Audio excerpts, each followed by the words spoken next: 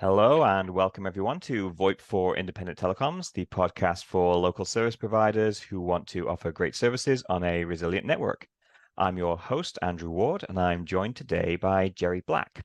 Jerry has a fascinating career history, including working in construction, in telecom operations, as an entrepreneur, in e-commerce, as a consultant, and most recently, as a comedian. So welcome, Jerry. Thanks, Andrew. Nice to see you again, man. Yeah, you too.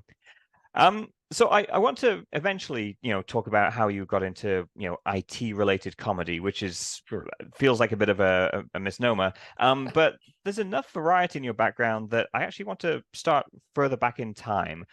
So rewinding the clock, it sounds like before you kind of got into tech or in your early career, you were working on your family construction firm. So could you tell me a little bit about that? And then how did that morph into, the world of tech and telecoms and so on? Sure. Yeah. So yeah, family business was construction, and grew up in Anchorage, Alaska, in the family business. I came to Phoenix. I went to DeVry, and I got a degree in programming, and I out of college, I went straight into the technology industry, programming, working for actually a company that wrote publishing software here in Phoenix, Arizona. So I do that for about a year, and I decide there's just too much politics in the corporate world. So and the company that I was working for, they were struggling, and so they would tell you, "Hey, we can't pay you this week, but we'll pay you next one." And I said, "Look, when you get to a month, because they paid on a weekly basis, I said, when you get to a month, I'm quitting." Because the weird thing with them was, if you said you quit, then they caught you all the way up and waved goodbye. So I was like, okay. So they got to a month, and I'm like, okay, I'm out.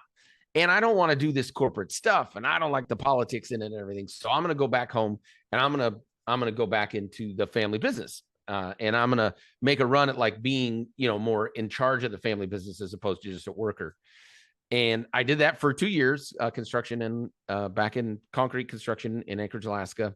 When you say And concrete construction, I don't come from this world. What does that oh, mean? sure. You building roads, bridges, Yeah. like bunkers? What does it look like? Yeah. So what's called curb and gutter. So sidewalk, and then the gutters that run along the sidewalk, etc. Barrier walls, on a lot of time on bridges and things of that nature.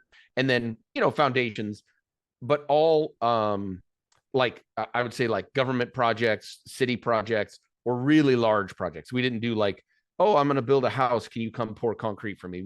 We weren't that kind of company. We were more on the business side of the world, the highway side of the world, that kind of thing. So, Gotcha. But anyways, at the 2 years, now I'm working with my dad every day. In Alaska, you kind of work in the winter. I'm sorry, you work in the summer, but in the winter, for that type of construction in particular, it's too cold, and you can't really pour that kind of concrete in those temperatures. And so you end up, doing something else. And so I would do something else, whatever something else was in the winter, but the money was really in the construction. 18-hour days, 19, 20-hour days, because you're trying to get as much as you can done in that little short period of time. Yeah, I know in the telecoms world, they do all of their inside plant central office work in the wintertime and then all of their outside plant fiber stuff in the summertime. But they at least have something to do in the winter. Whereas it sounds like for your business, there was only something really worth doing in the summer. Yeah, right. And in the winter was odd jobs or whatever. Yeah. And so anyway, so I do that for 2 years. I'm working with my father, and we get to year 2, and I realize, as I'm trying to like, hey, maybe I could be in charge or something. Well, every other construction worker, and this was a relatively large company, and at least for Anchorage construction, and every other construction worker is looking at me like, you're just the boss's son. You're there's a whole lot of reasons why we don't like you. And I realized there's as much, if not more, politics in this family business than there ever was in the corporate world. And in the corporate world and programming computers, I don't have to worry about losing fingers or my life because of the cold or whatever else. So I'm like, okay, this is not working for me. I got very nervous about it, because I'm effectively going to tell my dad, I don't want to be in the family business, right? This is kind of so I waited up one night, kind of into the season for us. It's getting into fall. My dad still was working a lot, but a lot of time the crew would be done, and he'd still have a lot of work. Anyways, I come to him. I'm waiting up at the dinner table. I think it's 11 o'clock at night. And, he comes in and he sees me sitting there and he's like, "Oh, what's up?" And he sits down and I said, There's "Well, that moment, the scene's yeah." set. You can And tell something's going on. I said, "Well, Dad, I love the work. I love working with you, but I just don't think the construction business is really for me, or the family business is really for me." And he goes, "Well, it's about damn time, Jer." I was like, "What?"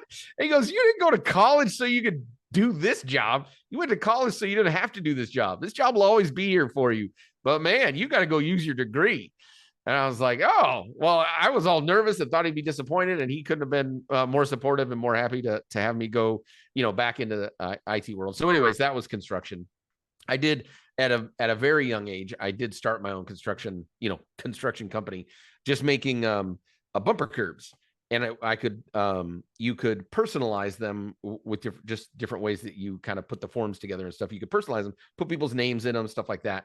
And so I did that for 2 summers when I was younger, 14, 15. Oh, wow. Okay. And it was there the was first an business. entrepreneurial streak there. Yes. So yeah, it was the first business I ever, certainly first business I ever owned. Was really excited about it. Did all the things. Probably spent more time on my logo than almost anything else. And I really was not good at kind of sales and marketing. So if my dad found a job like that, they didn't do that work. The company didn't do that work. So hey, my son does it, and oh yeah, then I sure your son can do it. It was fun. It was fun for the summer. It was fun being my own boss and, having friends come and help out and stuff. And all that was cool, but it just didn't really go anywhere. When I left, for college, I gave it to my little brother. Here's all the forms. Here's all the everything. If you want to do it. He had no desire to really do into it. And that was kind of the end of it. So, but anyways, yeah. First company ever, Black Cast Enterprises. All right. Excellent. We were casting. So anyways, so then really got into project management when I came down back to Phoenix, really. I'm noticing, by the way, that there's a kind of weather extremes here. It's like Alaska on the one hand, and like, how can I get away from the cold? I'll go to Phoenix. Yes. And I've been in Phoenix now for, almost 30 years, I guess you'd say. I think this year I might actually finally thaw out, but prior to that, I've still had those numb fingers, numbness in my fingers. And anyways, so when I came down here, I got right back into programming, and was just a programmer for a couple of years, but in IVRs, CTI, things of that nature, and it was coding. Coding there. I ended up going to Nuance and end up, kind of learning the Genesis platform and those things. And through that, then really learned the telecommunications world. I got hired by CenturyLink. At the time, it was US West, but I think they're CenturyLink now, or they're Lumen now. Anyways, got hired by them to be a project manager. They were trying to do IVR projects, etc. Got hired by them. They decided after about a year or 2, I think 2 years, they didn't want to do that anymore. But they didn't want to let me go. So they said, "Hey, we have this cool new system we're trying to sell. It's called Network Management Services, NMS." And effectively, people buy their networks from us, and then they try and manage them. We could manage them for them, and blah, blah, blah. And so ultimately, then I end up with all these network engineers, and they turned me into a product manager at that point, which I'd never done that before. Really was probably not the right person for the job. But still loved it. I loved learning all the network side of the really telecommunications at that time. So you got deep into operations, having been someone writing code. Suddenly you understand telecom operations at a detail level. Yeah. Well, and I really, that was kind of in those twists and turns. I mean, I like programming, I still do, but man, I really loved the networking behind it, and just the technology and the physical side of it. A lot of the time really kind of harkened back for me to construction, because you're still, you were kind of like, you're running fiber, you're building things, and that sort of deal. So anyway, so I ended up working with that for them for I think another 2 years, and then Quest bought them, and Quest decided they didn't like, I don't know, they didn't like people in Phoenix or something. Anyways, they had just massive layoffs, massive. And they'd be, "Hey, you 1,000 people have lost your job today. Sorry," kind of days. And I got caught up in kind of one of the tail end ones of those. And And then that's when I said, well, they were doing pretty big separation packages. Mm-hmm. And so I said, well, I could use, they gave us effectively, I think they were given like 6 months. Mm-hmm. So I said, okay, well, I'm going to use 3 months of that, and I'm going to try and start my own business. And then if that doesn't work, then I'll go back to, then I'll use 3 months to find a new job. And so is this where you decided, okay, based on all of my experience so far, I'm gonna be a tech entrepreneur and do a video streaming startup? Is Yeah. that what I saw? Yep. Yeah. So, and this was way early on in the world.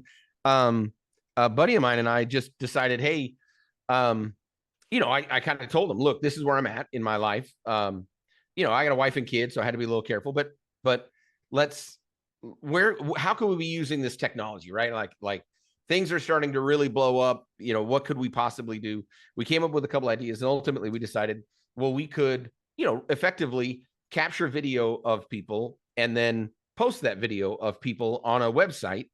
And wouldn't that be cool? Or we could just burn it onto a DVD. At that time, it was that was a little bit more prominent than, posting it on a website. So we did that. We did it on DVD, and we tried to make a run at it, a bunch of different kind of markets where we thought people could use that service, and we would be the service provider to set all that stuff up so they didn't have to worry about the technology. So back in the day, before people were taking videos of themselves all the time, every day, doing mundane things. Yeah, this is before smartphones even existed. This is and the internet was taking off, but there really wasn't. It didn't have the capacity to really run video on it.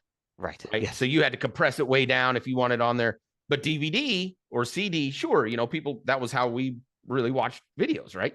Yeah. No, it's hard for people to remember now, but YouTube for a long time people were very skeptical of its business model because the cost of hosting and playing the videos was so vast that surely it was just going to lose money forever. And it was growing, but ever bigger and bigger losses. Okay, which is what we ran into, actually. So what we ended up doing is we're capturing these videos, and we ended up on this. Sorry, can I ask what kind of industries at the time were people thinking we want to capture videos of? Or what kind of memories were they? Yeah, so we really kind of approached 3 different industries. There was the what would you call it? The like Disneyland and oh, okay, so like theme parks. Theme park industry. There you go. Sorry, couldn't bring that back. So theme park industry, and really and then the haunted house. We really focused on haunted houses that were, but not like like your neighborhood haunted house. The bigger haunted houses, there are 2 or 3 generally in a city that do 30,000, 50,000 people a year. And then theme parks, same idea. Hey, haunted house, but in general, isn't a video better than your stop motion photography that you do on a roller coaster or something? And in a haunted house, it specifically worked because you were trying to get them when they got scared. But on a roller coaster, you know exactly where those people will be at exactly the right moment. Right. In a haunted house, you never know where they're going to get scared. So, hey, if in this room they get scared anywhere in there, it'll be captured on video. We'll burn it for them on a CD or a DVD. And when they leave, and they've got this great memento, and it's so much better than photo, and blah, blah. And then where else could you use that? We also looked at real estate. So if you were showing a house at the time or wanted to show a house, again, internet doesn't really exist the way it does today. So you couldn't post a video of a house online. But if you had customers that you, instead of trying to go drive to 7 different houses, you said, well, let's look at some of these videos and you tell me which ones we want to go look at. And you could maybe show 10 houses, narrow it to 3, that sort of thing. That was a concept that we had there. And then just in general, memories, right? How can we help people take maybe multiple memories that they have on different platforms, videotape and whatever else, combine it onto a DVD and then give it back to them. And all of those were fun. One of the, but what ended up happening where really, I say, oh, we could have been bigger. We went to, this was Iraq 1 starts. Sure. And when Iraq 1 was going, we started to think about how we could help, everybody in that time. It was kind of, how do we help the troops? How can we help them, feel a little bit more connected? This is post 9/11, though, right? So it's not like Gulf War 1991. No. It's like 2002. Yeah, maybe it's okay. Maybe it's Iraq 2. I don't know. Anyway, It's right in there, right? Yeah. And so we said, well, let's take video, and we'll take the systems that we have that we use for capturing everything, and we're going to go work with the USO, and we're going to capture video from families that are going to come in. The USO arranged the families to come into kind of conference rooms, and we'll take video of them. And then because the ships don't have the people on the ships, the soldiers in particular, but even out in the army and everything, they did not have, you couldn't use their internet connections, their data connections for personal stuff. Right. Yeah. Right. Maybe a 1 minute FaceTime or something, or face chat, and you had to sign in and you had to be there at a specific time. So we said, well, let's go take these videos. And then they have DVD players at the in the ships, kind of all over the ships. Originally it was the Navy that reached out to us. So we said, well, we'll capture the videos, all be on DVD, and we'll give them to you. You ship them out. You know how to mail them. You get them out to all the soldiers, and soldiers have a little piece of home. And so we did that. It was really super fun. One of the neatest parts of it was this young girl sang the national anthem. And that was what she wanted to do for her dad. So she sings the national anthem. Incredibly touching moment. And we said, that was so neat. Would you mind if we took that and then use it kind of like an ad on our webpage? And they're, of course, yeah, no, thanks for doing all this, blah, blah. Of course, that was all, none of that cost anybody any money. We take the video, we go put it on our webpage, and then, I don't know, 2 weeks later, a month later, we see my buddy's like, man, our webpage is getting a lot of hits. I'm like, well, awesome. And we finally figure out it's because people are going to watch that video. Because again, at that time, very patriotic moment. You could share, web links and stuff like that, but video online was still relatively, we had to, really did have to compress it down. Right? It wasn't great quality, but you had to wait a while for it to download. Yeah. But, people really, really started, really watching it. And for us, I think it was maybe a couple hundred views or whatever, but up until then, well, we didn't have anything on it. We didn't have any video on our website. So for our website to have a couple hundred views was a big deal. And we were sitting there like, well, what are we going to do? And I said, well, can we do this for more of the videos? And we start doing the math, and we're like, no, we cannot. We can't afford it. Like, what would happen if, we kind of start doing the math of, well, what if we put it on somebody else's? And, what if oh man, the cost of all those servers. And we just kind of went, yeah, there's no way for us to overcome that without, it's kind of one of those moments where, without really thinking, but wait a minute, customers are saying they want it, figure out a way to make it work, right? And money would come or something along those. Anyways. And then this is where the small business, like us, kind of, bootstrapping, the difference in mindsets compared to the venture capital firms kind of comes in. Because for us, we're like, well, no, that's not practical. There's just no way that works. Exactly. Whereas the venture capital firms are, but people want it, and eventually we'll figure out a way to make money. Right. And we'll pay for the server costs, the bajillions of dollars along the way, and we'll figure it out later. Exactly. So yeah, so that was kind of, that was back then. And that was kind of how that really played out for us. Right. So. Well, anyway, I want to fast forward. Let's fast forward a little bit. So that's a cool moment in time, and really great that you were able to serve those service families. One of the most rewarding moments in my professional career was that, for sure. Yeah, no, that sounds really, really amazing. So if we fast forward to today, so you've got two things going on. So on the one hand, I guess probably maybe your day job is you have a consulting company doing project management, I think, still. But then on the other side, you've got this organization called IT Misfits. So can you tell me a little bit about that? Yeah, and certainly so that I am still very much, and everyone involved in the IT Misfits is still very much a full-time tech employee somewhere, somehow, right? And that is actually kind of one of the keys of what we're trying to do. And you and I met when I was project managing there at Saddleback with TB Consulting. And I think you're still at Saddleback. And so we both, we're still in that industry. We still do those sort of things. And I still love my day job. So yes. Yeah, absolutely. But even when I was a little kid, so kind of even sort of going back to when I was 16 was the first time I ever performed stand-up comedy on stage. And I did it for a teachers union. And it was great. I loved it. And then I kind of was like, well, maybe I could do something with this, in my life. But my folks were always looking, hey, you got to have, not a lot of money in that. You got to have a career, So that's ended up in college. But hey, when I travel around for different businesses, once I graduated and everything, so while in college, took every opportunity to perform on stage anywhere that I could, and did that quite a bit, just doing stand-up comedy. And mostly it was stand-up comedy for college kids and nerds, but it wasn't really dirty, because it was sometimes at school and sometimes places where I figured I would have gotten in trouble. So, but anyways, my underlying humor was probably dirty, but in public it was not. Sure. So then, I kind of, then career starts, life starts, etc. And I was always just, I would say a person that people always thought, oh, he's funny. Sure. And then I also do my job, and I'm, hopefully I'm good at my job.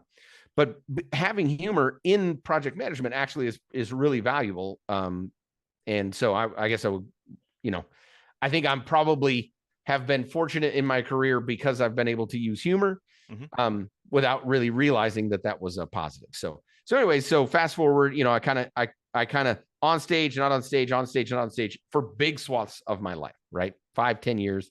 At one point I told my wife, hey, I think I'm going to make a run at this whole comedy thing. And she was like, look, we got kids that are, 8, 10, 12, 14. This is not the time to just be, hey, I'm going stand-up comedy, going to be in bars, doing open mic nights and everything for the next. So it's a good point, it's kind of a grounding moment there. She said, but once the kids are out of high school, then I think that's something, if it's something you still have passion about, we should do it. So now my youngest daughter is now 20 or 19. And so a few years back, as we were coming out of COVID, I really am trying to, in my mind, I really wanted to help IT professionals kind of, I guess I would say, really come out of their skin or out of the shadow, really communicate better. And I was really just trying to think of what holds us back. And when you think about it, it's so frustrating. I get so frustrated and so passionate about this. Think about you and I, right? In high school, I would imagine, and generally techs overall, in high school, we were probably pretty good at high school. Maybe not great, but you knew you were smarter. Even if you didn't do great, you probably knew you were smarter than what showed. Sure. Maybe not the most athletic of people. What are you saying? But yes. Okay, you might be right. Maybe not. You might be right. But as we were always those kids that were smart and good and generally nice kids. Sure. Spend a lot of time studying, spend a lot of time kind of geeking out with other kids and that sort of deal. Go to college, same thing. Actually applied ourselves generally, what you run into with techs, engineers, nerds and geeks, is we were the ones that actually graduated in 4 years, right? We were the ones that actually spent time in college and didn't party and do whatever else. We really applied ourselves, and we continue to apply ourselves at a level that if you ask me, no other industry, including doctors, applies themselves the way we do. And you see all of that intellect. There's a passion. I think among technical people, they genuinely like the technology, right? So it's not just absolutely. This is work I have to do. It's absolutely. I enjoy doing it. And certainly for me in college, I was probably less geeky and nerdy than a lot of my classmates, but they were just obsessed by, setting up Linux servers and, doing very technical things, writing code. That was what their hobby was, not just their work. Yeah, absolutely. And they are, they're really educated, and we continue our dive into technology, education, furthering ourselves, furthering our intellect, even to this day, right? Generally in tech, you do. And you take all of that and you go, if I just said you have a group of employees at your company who love what they do, really are excited about helping other people, really will continue to educate themselves with or without your funding, and are generally there in the morning, work late at night, and will work weekends and nights if you need them to. You'd go, oh, well, perfect. Perfect. Yep. Who are they? I want them. Yep. I want to turn those people into managers, leaders. That's who we want at the company. And you go, okay, well, they're in your IT department. They go, oh, no, never mind. No, we can't. Well, why? Well, and there's such strong stereotype about the personality of tech people. It is. Like this is an old joke I got told when I was doing computer science in college. Like, how do you tell an extroverted computer scientist? It's because they stare at your feet when they're talking to you, right? It's like, yep, that's the stereotype. Line. It's a great line, and that's so true. So how do we? So taking all of that, and then I look at the world that we have today, a few years back, but obviously it's continuing this direction. The leaders of companies, and even the leaders of the world, need to understand the technology that everything is currently running on.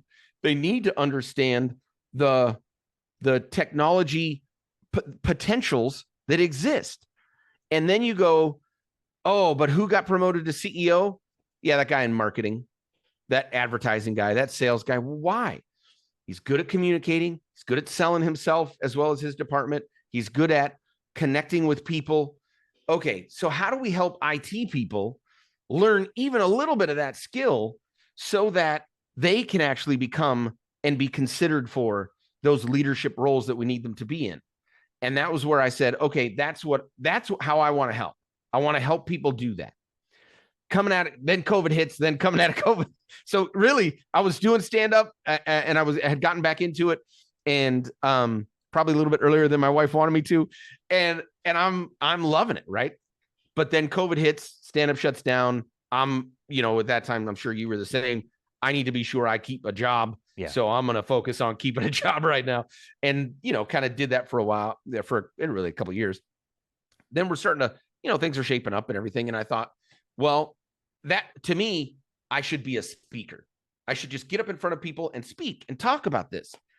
But to get into that world, it's almost like, well, once you're known, then it's easy to get jobs. But until you're known, you're going to need to, speak at, Boy Scouts and things like that. And I just didn't have an appetite for it. And I didn't have a desire really for it.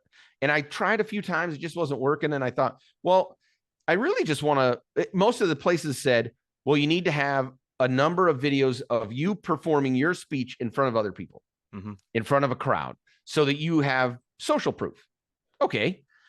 Well, what would it take for me to do that? I don't want to go rent a conference room or something. But I thought, well, I could just do it at a stand-up comedy club. And then they've got cameras. They've got, it's a mic. There's people there. And then I thought, well, but I could just do comedy at the comedy club. And then it kind of morphed into this, well, wait a minute. What if I just do tech comedy?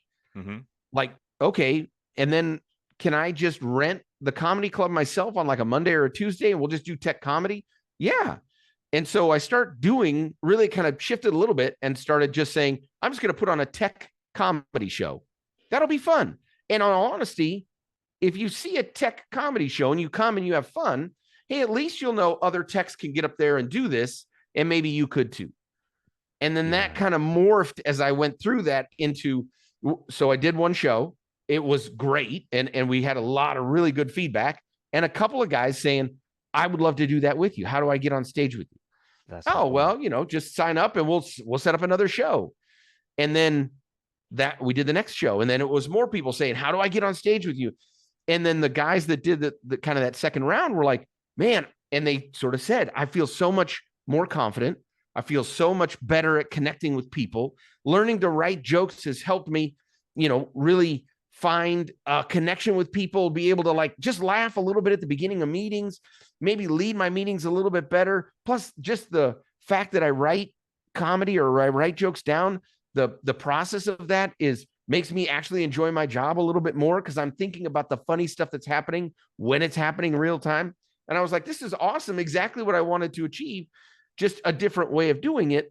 So how do we turn this now into a process or a program or something like that?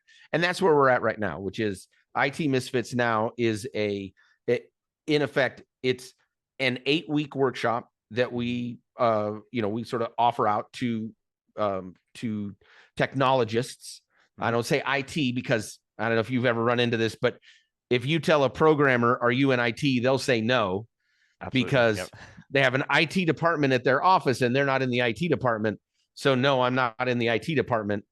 I'm in technology. I'm a programmer. Oh, okay. So we say technologists, not IT guys. Same for telecoms engineers. We might use the word engineer or technician, but we wouldn't say we were part of the IT department. There you go. Which is, I want all of us, right? I'm not trying to just talk to the IT department. I want all of us. So, but when it first started out, I didn't think that way. I was like, oh, IT is IT is IT. Everybody's IT.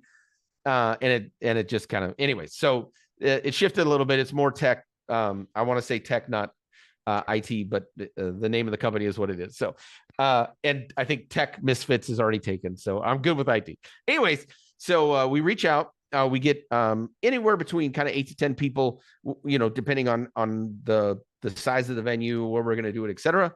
We do this 8-week workshop. The first couple are really just sort of orienting people to what stand-up comedy is, how they can, kind of how they start to craft jokes and things like that.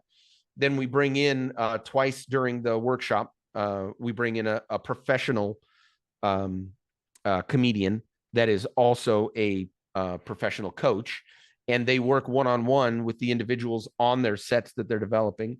Everybody should be coming up with a 5 to 7 minute set.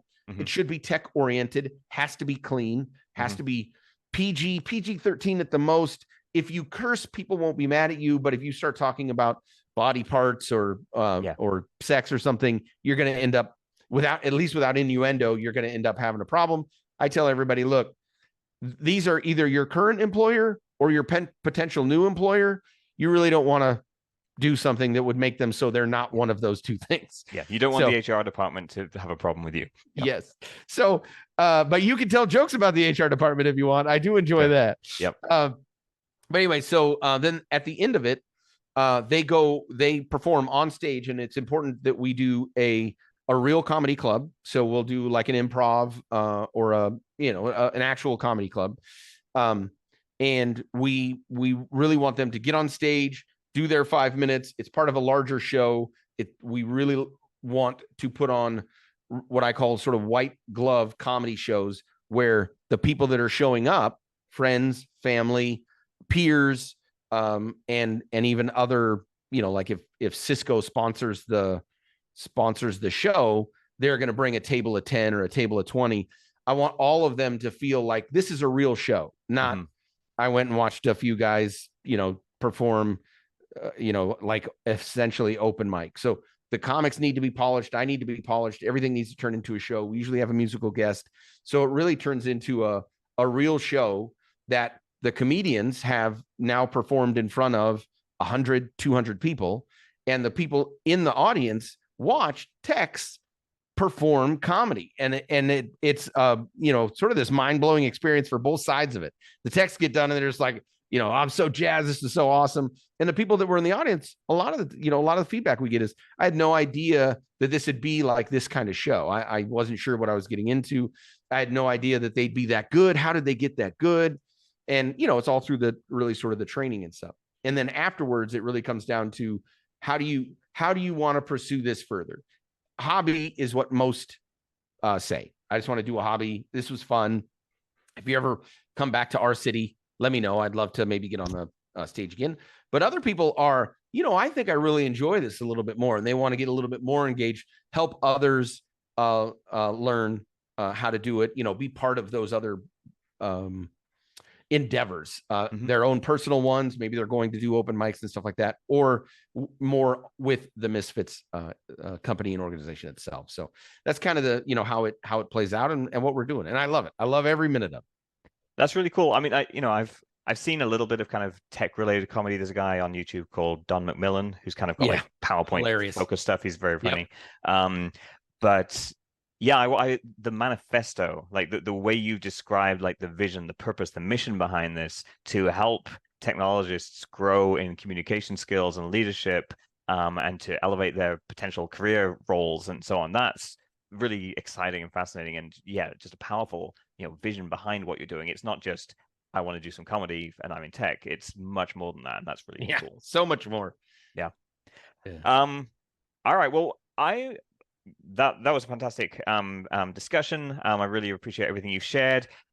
Before we go, I wonder if you would be willing, and I don't know how long your standard set is, but would you be willing to share some of your routine with us? And I'll try not to laugh at the wrong places. Is that something you're open to doing for us before we wrap? Sure, I'll do a couple of quick. I would call them bits, not necessarily a full set. Full sets, kind of Sure. 7 minutes, but maybe a couple quick bits. All right, go for it. All right. Well, so I do tell people, look, I like IT, but being in IT is a lot of the time like being on your elementary school playground, right? For instance, somebody calls the help desk, and I may play my version of tag, where it's like, no, that's your problem. Nope, that's your problem, not my problem. No, I called no take backsies. Second is hide and seek. You're right. You're on the call, and they're like, Jerry, are you there? Right, you're on a FaceTime call, and you're kind of, Jerry, are you there? He was just here. Where did he go? He was just here. Yeah. So those are kind of my favorite there. Of course, the best thing I like to play is pretend. That's where I pretend like I know exactly what the problem is. And we're going to get that implemented for you right on time. By the way, as a PM, hitting your date is like one of the best feelings in the world. So I'm told. But I knew a guy that was so proud of it that he put it on his dating profile. And he showed it to me, and I was like, I don't know, Bob. I don't think it's a great idea to put on Match.com. I love to hit my dates. All right, I'm going to end there. Stunning. Thank you. That was fantastic. Thank you, Jerry, for sharing that with us. Okay, so if someone wants to learn to be funnier, if someone wants to learn more about IT Misfits, what's the best way for them to do that? Yeah, right. So go right on our website to itmisfits.com, and then go to Become a Misfit. And that'll take you through some, like a link and a sign up form. And you put in there your really basic name, first name, last name, email address, and then the city and state you'd like to perform in. And then we take that kind of conglomerated list. And when we get enough people in that area, or even a couple of people in the area, we would then market more into that area, try and bring more people into it. As soon as we have 6 to 8 people, which if you've got a friend that you would maybe want to join or anything along those lines, then absolutely have them sign up. And the next thing you know, you'll be in an 8-week workshop, and you'll in less than kind of 2 months, in less than 3 months, let's put it that way, you'll be on stage performing at a stand-up comedy club. Sounds fantastic. All right. Well, thank you for taking your time today. For those listening, I hope you've enjoyed this episode. Please be sure to subscribe on Apple Podcasts or Spotify or wherever you're listening, and maybe even leave a review. And be sure to join us again next time for the next episode of VoIP for Independent Telecoms.